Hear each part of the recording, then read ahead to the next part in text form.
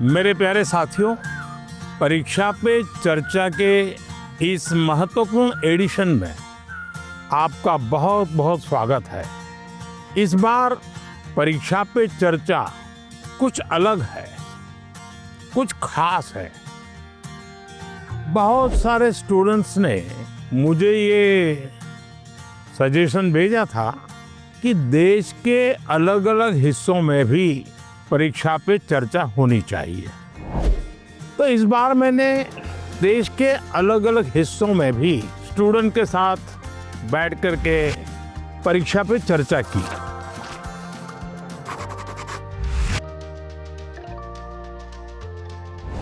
इस special episode में आप यही देखने जा रहे हैं। तो चलते हैं तमिलनाडु के कोयम्बटूर। तमिलनाडु के स्टूडेंट्स की एनर्जी, उनकी क्यूरियोसिटी ने मुझे बहुत प्रभावित किया। आइए देखते हैं। बड़ा कम तो आप लोगों को कुछ खाने पीने को मिला कि नहीं? क्या मिला? नहीं, हमें घर से लेके आए थे। I couldn't believe my eyes when I saw him. First, I had expected like a dynamic, dramatic entry because he is the prime minister after all. But it was very simple, humble and down to earth. वो जब अंदर आए बस like goosebumps आने लग गए. It was really great. यहाँ क्या खास क्या चीजें खाते हैं हर रोज? पोंगल इडली. पोंगल, अच्छा, इडली डोसा। लेकिन आप कभी नॉर्थ में जाते होंगे तो फिर पराठा, चपाती है। ऐसा है कि मैं कई वर्षों से 10th और 12th के जो बच्चे हैं उनसे बातचीत करता रहता हूँ परीक्षा पे चर्चा। शायद आपने किताब भी पढ़ी होगी और आपके घर में भी चर्चा होती होगी, टीचर से भी चर्चा होती होगी। और मैं बातचीत करता हूँ कुछ सीखने के लिए। मेरे लिए बहुत बड़ा ये सीखने का कार्यक्रम होता है, ये सिखाने का कार्यक्रम नहीं है। तो मैं आज तमिलनाडु के नौजवानों को इसलिए मिल रहा हूँ कि मुझे कुछ सीखना है। तो आप में से अगर कोई कुछ बातें करना चाहते हो, अपनी बात बताना चाहते हो, तो मुझे सुनना है। कौन शुरू करेगा? छवि जैन है मेरा नाम। मुझे स्टार्टअप करना है, तो मुझे किन किन विषय की जानकारी चाहिए और एजुकेशनल लेवल पे मुझे क्या करना होगा जिससे मुझे स्टार्टअप के लिए मदद मिल सके। स्टार्टअप का आकर्षण क्यों हुआ? आपके मन में स्टार्टअप का विचार क्यों आया? मैंने कई लोगों को देखा है, उनसे बस प्रोत्साहित होकर मुझे भी करना। देखिए, आपकी बात एकदम सही है। मैं भी आजकल जब भी किसी नौजवान से मिलता हूँ तो तुरंत कहते हैं स्टार्टअप। पहले आपका ध्यान इस बात पे होना चाहिए कि आप क्या करना चाहते हैं। कुछ स्टार्टअप ऐसे हैं जो सिर्फ टेक्नोलॉजी में इनोवेशन करना चाहते हैं। किसी को लगता है मैं ड्रोन बनाऊं, किसी को लगता है कि मैं घर में बिजली की व्यवस्था ऐसी खड़ी कर दूं। अपने किसी 4 दोस्तों को जानती होगी जो टेक्नोलॉजी में एक्सपर्ट हैं। एक आध दोस्त है फाइनेंस में एक्सपर्ट है। चलो 4 लोगों की टोली बना दे, साइड में अपन स्टार्टअप शुरू करते हैं। जरूर नहीं कोई स्टार्टअप के लिए कोई 25 साल की उम्र चाहिए, आप कभी भी शुरू कर सकते हैं। मुझे याद है स्टार्टअप कैसे होते हैं। आज की भाषा नहीं है, मैं जब छोटा था आपकी उम्र का, तो मेरा गांव जो है बड़नगर, मेरे गांव से कुछ किलोमीटर दूरी पर एक दूसरा शहर है, छोटा कस्बा है विष्णुनगर। अब वैसे तो रोजगार ब्यूरो सरकारी होते हैं, इसलिए वो क्या करता था, वो लोगों की मेंबरशिप लेता था और शायद 5 रुपया मेंबरशिप थी। और फिर उनको कहता था कि मैं साल में आपको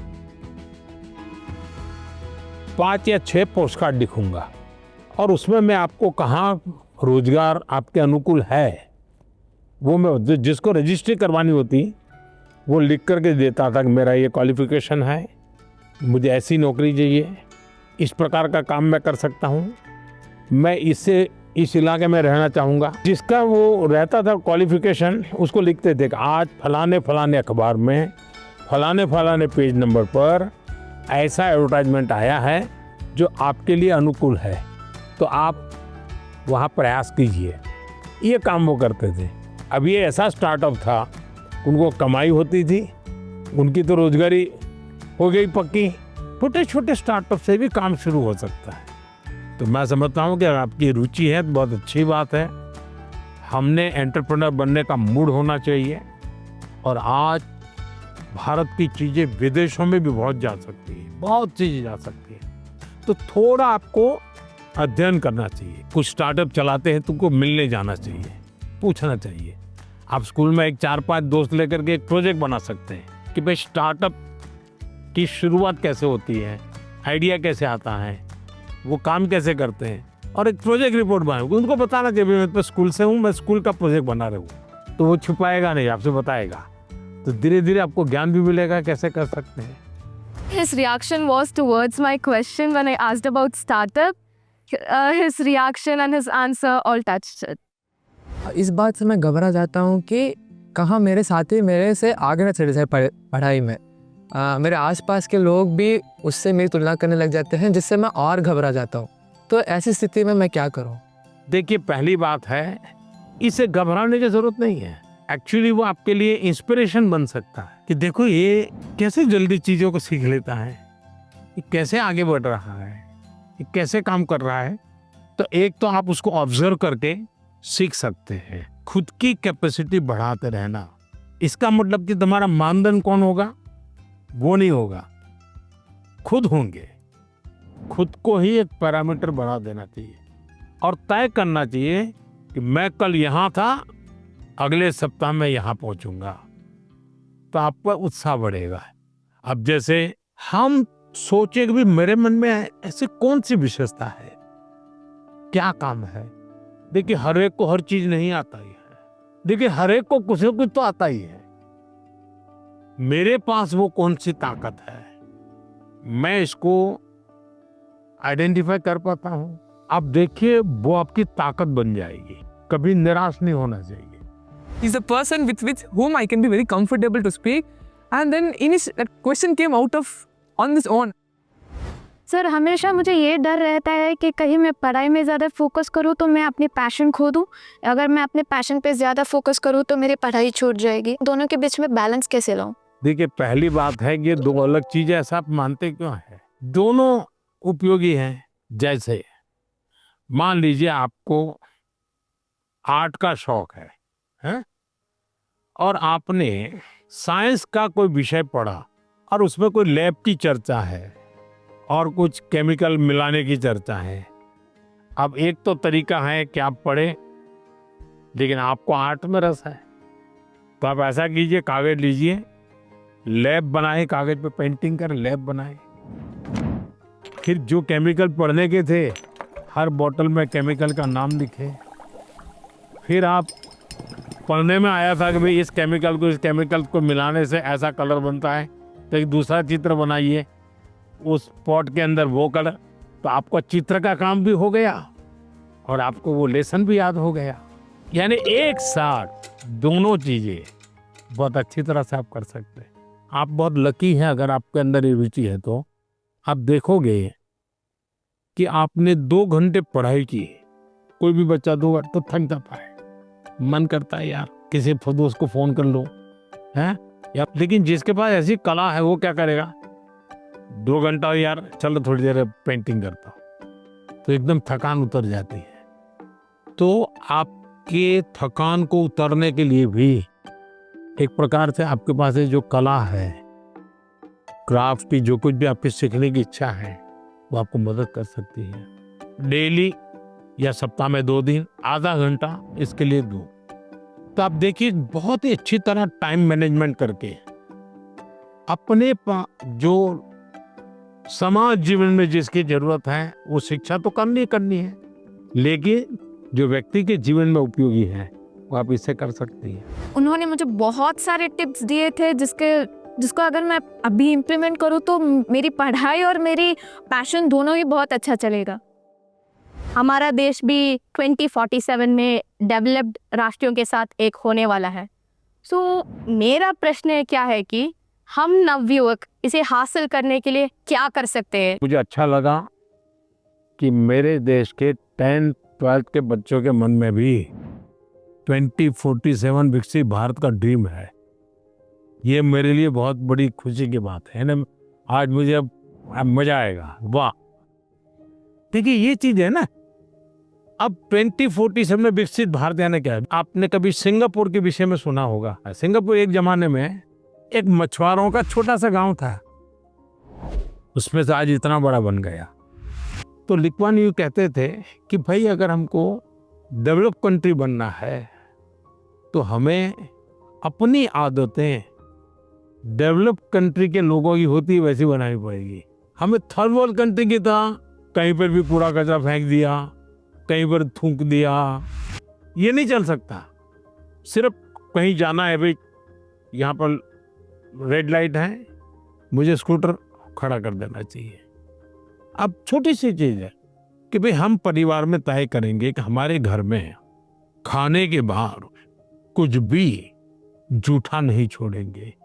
बताइए सब लोग ऐसा करें तो कितना खाना बचेगा, कितना बड़ा फायदा होगा। तो एक नागरिक के नाते मैं अगर इन चीजों का जीवन में ठीक से पालन करूं तो मतलब कि मैं विकसित भारत के लिए कंट्रीब्यूट कर रहा हूं।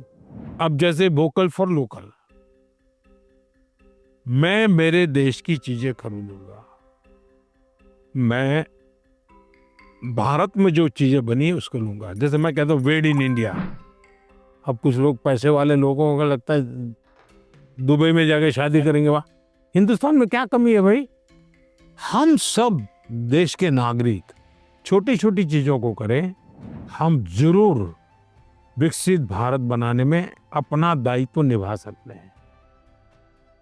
We were shocked that, oh my God, a student is actually concerned about this. And he told us that it's the small steps that matter, not the large ones.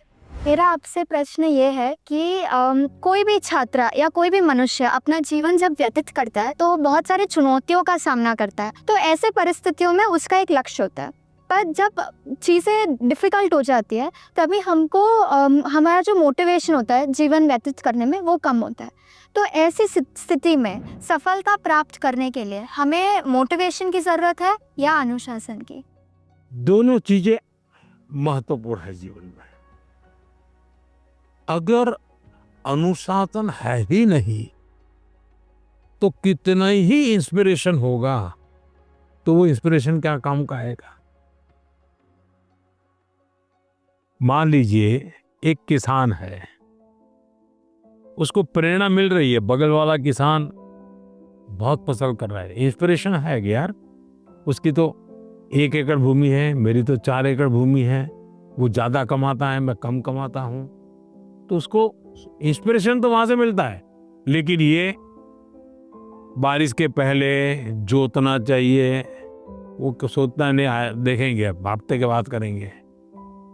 अगर खेत जोतेगा नहीं और बारिश आ गई फिर वो कुछ भी करे उसकी तो हालत खराब ही रहेगी।